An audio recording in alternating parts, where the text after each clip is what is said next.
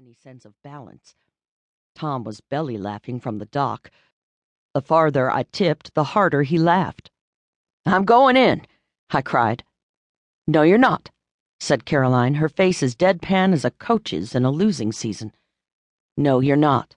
Keep your hands together. Stay still. Don't look at the water, look at your hands. Now look at me." The voice consoled and instructed long enough for me to straighten into position, and I managed 5 or 6 strokes across flat water before I went flying out of the boat and into the lake. By the time I came up, a few seconds later and 10 yards out, Caroline was laughing, and I had been given a glimpse of the rapture. The 3 of us had gone to Chicurua for the month of August after Tom had placed an ad for a summer rental. 3 riders with dogs seek house near water and hiking trails. The result of his search was a ramshackle 19th century farmhouse that we would return to for years.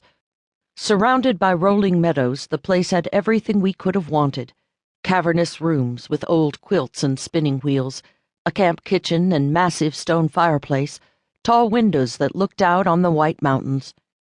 The lake was a few hundred yards away. Mornings and some evenings, Caroline and I would leave behind the dogs, watching from the front windows, and walk down to the water, where she rode the length of the lake and I swam its perimeter. I was the otter and she was the dragonfly, and I'd stop every so often to watch her flight, back and forth for 6 certain miles. Sometimes she pulled over into the marshes so that she could scrutinize my flip turns in the water. We had been friends for a couple of years by then, and we had the competitive spirit that belongs to sisters or adolescent girls.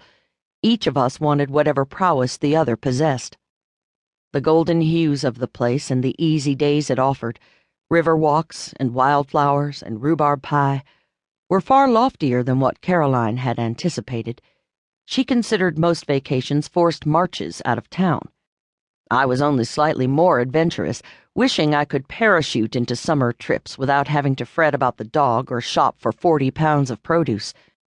Both riders who lived alone, Caroline and I shared a general intractability at disrupting our routines: the daily walks in Cambridge, Massachusetts, the exercise regimens we shared or compared, the meals and phone calls and hours of solitary work that we referred to as our little lives.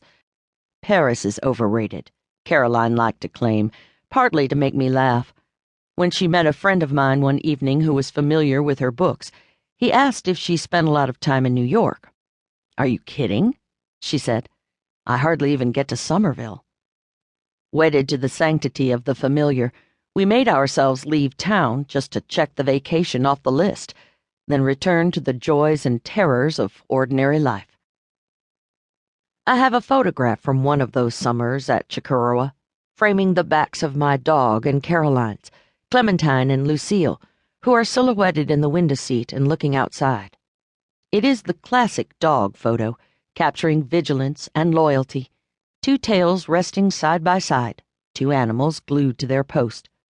What I didn't realize for years is that in the middle distance of the picture, through the window and out to the fields beyond, you can make out the smallest of figures, an outline of Caroline and me walking down the hill. We must have been on our way to the lake, and the dogs, by now familiar with our routine, had assumed their positions. Caroline's boyfriend, Morelli, a photographer, had seen the beauty of the shot and grabbed his camera. I discovered this image the year after she died, and it has always seemed like a clue in a painting, a secret garden revealed only after it is gone. Chicurua itself has taken on an idyllic glow. I remember the night Caroline nearly beat Tom at arm wrestling, the mouse that sent me onto the dining room table while she howled with laughter, the best camper awards we instituted, and that she always won. I have glossed over the mosquitoes, the day Caroline got angry when I left her in a slower-moving kayak and rode off into the fog alone. Like most memories tinged with the final chapter, mine carry a physical weight of sadness. What they never tell you about grief is that missing someone is the simple part. The 2 of us rode, together and in tandem, for 5 years after that first summer.